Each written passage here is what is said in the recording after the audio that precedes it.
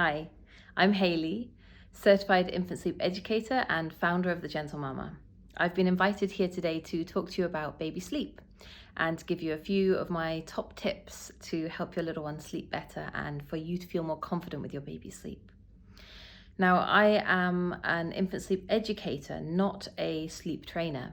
And my job is to help parents understand their baby's sleep, to understand the science behind it, to understand how to build a healthy attachment with your baby so that they feel secure and loved and happy in their sleep environment, to help parents to optimize their baby sleep routine, their rhythm, their bedtimes, everything about the baby sleep. But what I don't do is try to force your baby to change in order to fit in with our expectations. Because parents nowadays are facing a lot of challenges when it comes to our baby sleep. And actually, most of them are based on our expectations and our modern lifestyle and not on the actual baby sleep. So babies do wake at night, for example. That's normal. We don't need to stop them from waking up at night. Instead, we need to find ways to support parents and to optimize the baby's sleep so that there aren't any medical issues. That we know that we've covered off any simple sleep hygiene basics that might not be fitting right for the baby, so that feeding is all balanced and the baby is happy and healthy in their sleep. If we can do that and if we can manage our own expectations, our baby's sleep will be happier and healthier, and so will ours. So that's what I do. So I wanted to give you my 3 top tips. But first of all, I wanted to talk to you really quickly about the challenges we're facing nowadays. And there are 4 of them that I think are really important. Number 1 is the lack of support that we have. We are dispersed nowadays. There is no community, no village for many of us in the modern world. So our babies are growing up without that village, but so are we. And that's really, really impactful for us. So that's one challenge that we're facing. Another is misleading information. There's a lot of old school sleep consultants out there. There's a lot of misinformation out there telling us that our babies need consolidated sleep to be healthy, or that our baby must sleep through the night by the time they're 6 months old, or that we have to get our baby out of our room as quickly as possible.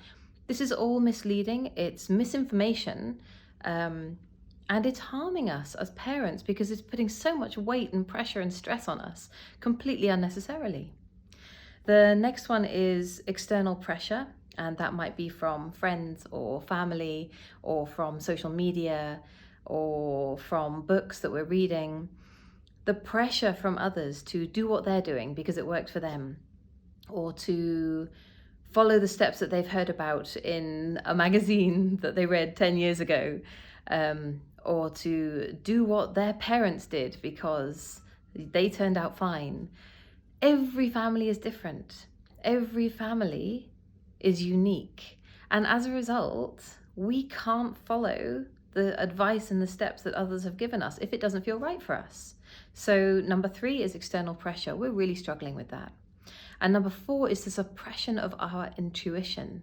Now, with all this advice, with all this information being thrown at us, and social media giving us so much information, Dr. Google giving us all this misinformation and making us paranoid, our intuition is being squashed down, and we're being told to listen to others instead of listening to our own gut.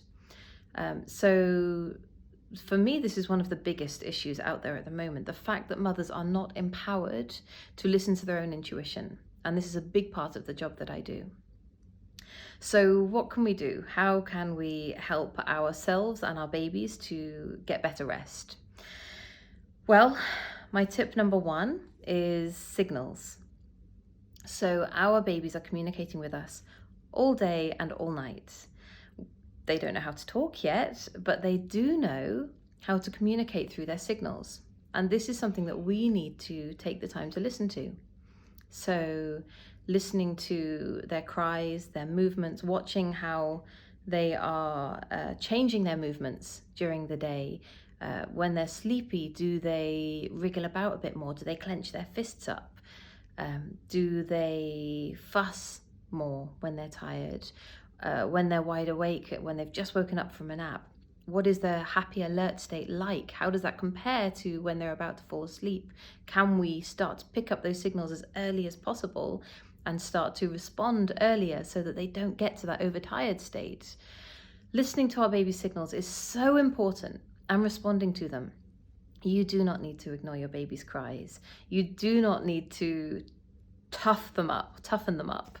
You can respond to them sensitively, respectfully, because they are whole human beings right from day one. In fact, before day one, they are whole human beings. So respond to them, but first of all, learn what those signals are. Tip number 2 is to listen to our intuition. Now, in order to start to get familiar with our intuition, we can ask 3 questions when we have a decision coming our way. And that is, does it feel safe? Does it feel right? Does it feel respectful?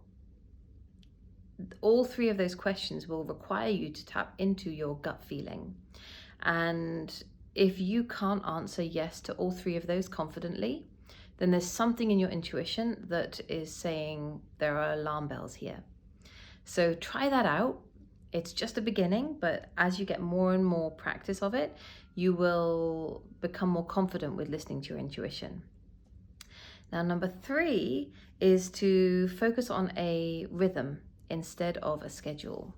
This is a tricky one because everywhere we go nowadays, everyone is told, fit them into a schedule, get them fitting into your life, or here's a schedule copy-pasted from Dr. Google, and once you do this, you will find everything much easier. And for a small proportion of people who start that schedule at the right time for their baby, it might work, but then it might not work for your family. Other people will try it and their baby's about to go through a sleep progression, or their baby is developing really quickly suddenly, or on a growth spurt. And as a result, that schedule doesn't work. And then parents start to feel stressed or like they're failing. It's entirely unnecessary to have a schedule, to follow a clock. Instead, you can follow your baby. You can start to build a rhythm. A rhythm will help you to flow through the day without having to watch the clock, but knowing the rough timings of what works and when. So those are my 3 tips. I hope they help. For more information, I have an online baby sleep course called Happy Healthy Sleep for 0 to 12-month-olds, and it's also perfect during pregnancy to get you prepared. And in that course, you will learn so much more about intuition and your baby's healthy sleep, sleep safety, so many other factors. So check it out on my Instagram. It's @thegentlemama, and let me know if you have any questions. And thank you again to NESSA Organics for inviting me on.